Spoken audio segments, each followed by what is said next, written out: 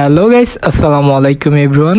আপনারা সবাই কেমন আছেন? আমি মোহাম্মদ রবিউল করিম। আজকের ব্লগটি কি নিয়ে অবশ্য হয়তো অনেকে চিনেছেন, অনেকে চিনেননি। তাদের জন্য আজকের ব্লগটি হলো চট্টগ্রামের সুপরিচিত ঐতিহ্যবাহী একটি হোটেল, যেটি অবস্থিত চট্টগ্রামের পাহাড়তলী বিশ্ববিদ্যালয় কলেজ সংলগ্ন মেম্বারের হোটেল, এবং এই হোটেলটি 60 বছরেরও বেশি পুরাতন এবং হোটেলটি জনপ্রিয়তা লাভ করেছে বাঙালি খাবার 40টি আইটেমের ভর্তার জন্য।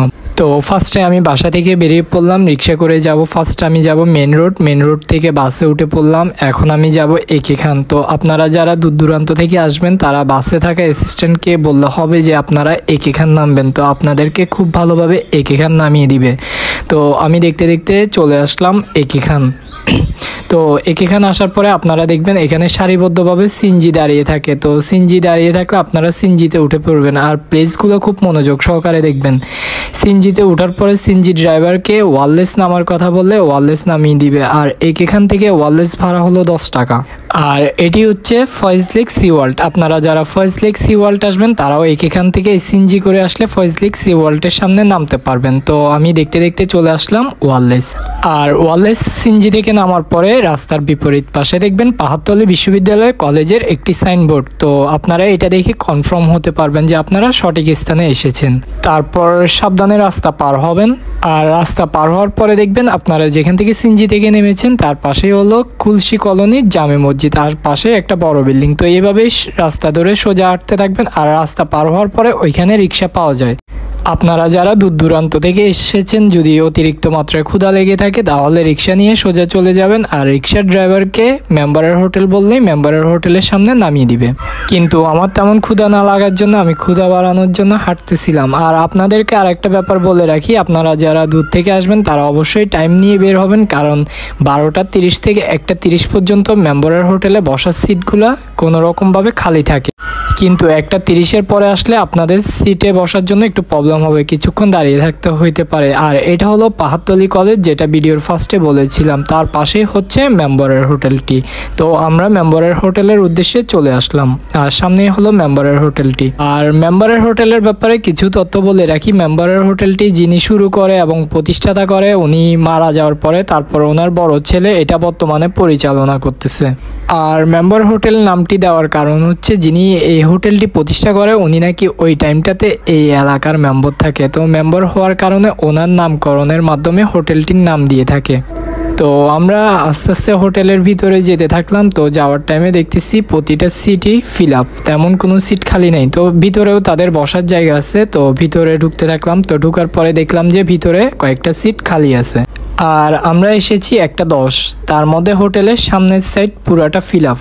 আর এটি হচ্ছে তাদের ভর্তা আইটেমগুলো, যেগুলো গ্লাসের ভিতরে সাজিয়ে রেখেছে। তো আপনাদের যাদের এখন বর্তমানে ভর্তা আইটেমগুলো দেখে জিভ থেকে পানি পড়তেছে, পানিগুলো ধরে রাখুন।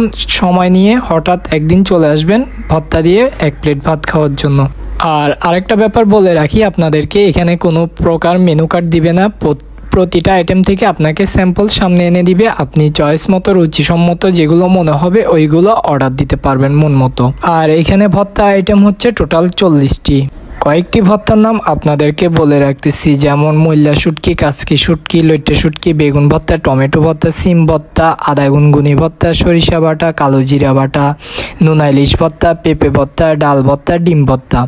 এর পাশাপাশি রয়েছে মাছ আইটেম, যেমন তেলাপিয়া মাছ, চিংড়ি মাছ, সুরমা মাছ, পাবদা মাছ, লইট্টা মাছ, আরও অনেক রকমের সবজি রয়েছে। এর পাশাপাশি রয়েছে গরুর মাংস, গরুর কালা ভুনা, গরুর কলিজা ভুনা, তারপর হাঁসের গোস্ত, মুরগির রোস্ট, মুরগির ঝাল ফ্রাই, ডিম ভুনা, এরকম আরও অনেক রকমের খাবারের আইটেম এখানে আপনারা দেখতে পারবেন। তো প্রতিটি খাবার আমি দেখার পরে আমার রুচিসম্মত যে সকল খাবারগুলো মনে হয়েছে ওইগুলো অর্ডার দিয়ে নিলাম। তো আমি ডাল ভর্তা, টমেটো ভর্তা আর রুই মাছ অর্ডার দিয়েছিলাম। তো প্রতিটা আইটেম থেকে আমি অল্প অল্প করে খেয়ে আপনাদেরকে বলতেছি কোনটা কেমন ছিল।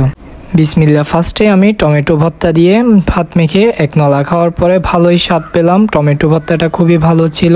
তারপরে মুরগি ভুনাটা অল্প করে নিয়ে খেয়ে দেখলাম, এটাও খুবই ভালো ছিল। সবগুলা খাবারই রুচিসম্মত এবং মানসম্মত মনে হয়েছে আমার। তো প্রতিটি আইটেম থেকে আমি অল্প অল্প নিয়ে খেতে থাকলাম, আর খাবারগুলো খুবই ভালো লেগেছে আমার, খুবই মজাদার ছিল। আর আপনারাও এইভাবে যেগুলো আপনাদের ফেভারিট মনে হবে এবং রুচিসম্মত মনে হবে ওই খাবারগুলো অর্ডার দিয়ে তারপরে খাবেন। আর আরেকটা ব্যাপার বলে রাখি, এর পাশাপাশি রয়েছে ডেজার্ট আইটেম, যেমন রসমালাই, টক দই, মিষ্টি, ফিন্নি। তো আমরা ডেজার্ট আইটেমের মধ্যে ফিন্নিটা অর্ডার দিয়েছিলাম। তো এছাড়াও আপনারা বাকিগুলো টেস্ট করে দেখতে পারবেন, কিন্তু আমি ফিন্নিটাই ভালো লেগেছিল, তাই জন্য ফিন্নিটাই অর্ডার দিলাম। তো আমার খাবার শেষে ওনারা ডেজার্ট আইটেমের মধ্যে যেটি অর্ডার দিয়েছিলাম ওইটি এনে আমার সামনে দিল।